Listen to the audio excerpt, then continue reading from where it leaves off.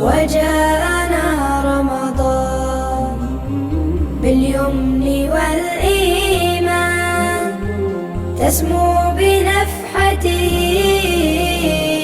ملائك الرحمن تسمو بنفحته ملائك الرحمن.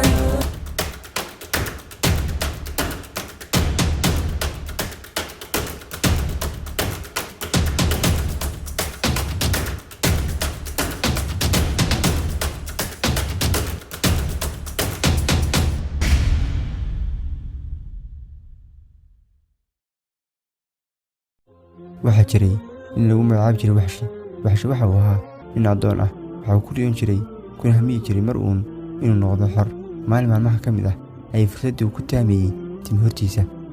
Waxshi waxa uu adoon u ahaa Jubayr bin Mudcim oo Quraysh ahaa waxa adeer u ahaa Ducaym bin Cuday oo lagu dilay dagaalkii Badar. Quraysh waxay go'aansatay inay u laabtaan dagaal kale oo ay doonayeen inay ku argutaan. waa la soo diyaar garoobay Waxshina waxa la faray inuu Xamse dilo kadib uu sida xorriyadiisa ku helo. markii la galay dagaalkii dadkii waxay ahaayeen qaar islaynaya oo laba isugu maqan laakiin Waxshi gabi ahaan buu ka duwanaa sidaa kaliya indhihiisu waxay raadinayeen Xamse. Waxshi waxa uu ahaa mid ugu soo dhuumanaya dhagaxaanta iyo geedaha. ugu dambaynna wuxuu u soo dhawaaday Xamse ilaa uu warankii awooddiisii oo dhan ku soo tuuray. warankii waxa uu ka galay Xamse dhanka hoose caloosha. waxa uu Xamse isku dayay inuu kaco oo uu dagaalka sii wado laakiin halkii ayuu ku shahiiday. markii dagaalkii dhammaaday waxa uu nebigu soo baadigoobay adeerkiisii uu jeclaa laakiin waxa uu ku kalsoomay nebigu Xamse oo dhulka yaalla oo laga dilaaciyay caloosha. waxaa lagala baxay beerkii sidoo kale waxaa la jarjaray meydkiisii oo la tamsiiliyey waxayna ka jareen dhegihii isankii Ilaahay ka raali ahaadee. waxaa sidaa u gashay gabadh loodhan jiray Hind bin Cutba oo dibka islaamtay. waxa ay shuraako kula ahayd Jubayr bin Mudcim.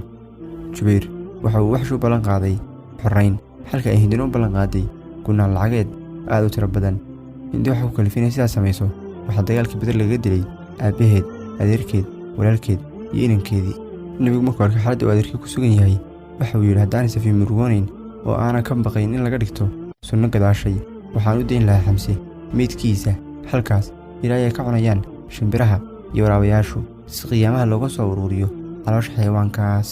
waxauna raaciyey haddii Ilaahay isku kay keeno Quraysh dagaal kale waxa aan tamsiilin doonaa oo jidhkooda gogoyn doonaa 30 nin oo ka mid ah asxaabtii. markii xaaladii iyo murugadii nebiga arkeen waxa ayna yidhaahdeen haddii alla Quraysh nala kulan siiyo dagaal kale waxaan u jarjari doonaa jidhkooda qaabaan hore loo arag.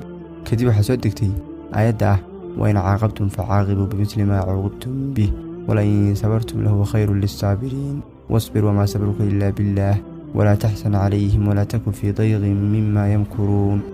intaa kadib nebigu uu sabray uuna cafiyey waxauna reebay in la jarjaro lana tamsiiliyo meydadka. waxaa Xamse meel lagu wada aasay inankii waabtiga uu ahaa ee la odhan jiray Cabdillaahi bin Jaxsh. Xamse waxaa xilligaa jiray 59 sano. waxaa lagu naanaysay sayidkii shuhadada. waxaa ka mid ahaa kelmadihii loogu baroor diiqay bakat cayni waxuqa laha bukaaha wamaa yuqni albukaa'u wala alcawiilu calaa asadi ilaahi qadaatan qaaluu xamsatu daakum arrajulu alqatiilu usiiba almuslimuuna bihi jamiican hunaaka waqad usiiba bihi rasuulu. haddii ku qancay muuqaalku haylaawin inaad la egsaartid lana wadaagta asxaabtaada. haddaad nagu cusub tahayna nagu soo biir oo ka mid noqo saaxiibada ku xidhan channelkeenna si ay kuu soo gaadhaan muuqaalada cusubi. mahadsanidin. wassalaamu calaykum waraxmatullaahi wabarakaatuh.